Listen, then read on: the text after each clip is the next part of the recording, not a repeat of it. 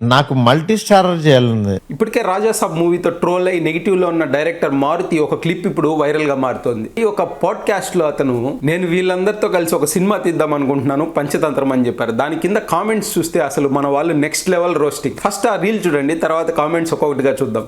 చిరంజీవి గారు, బాలకృష్ణ, వెంకటేష్, నాగార్జున, కమల్ హాసన్, ఈ ఐదుగురితో పంచతంత్రం చేయాలని ఉంది నాకు.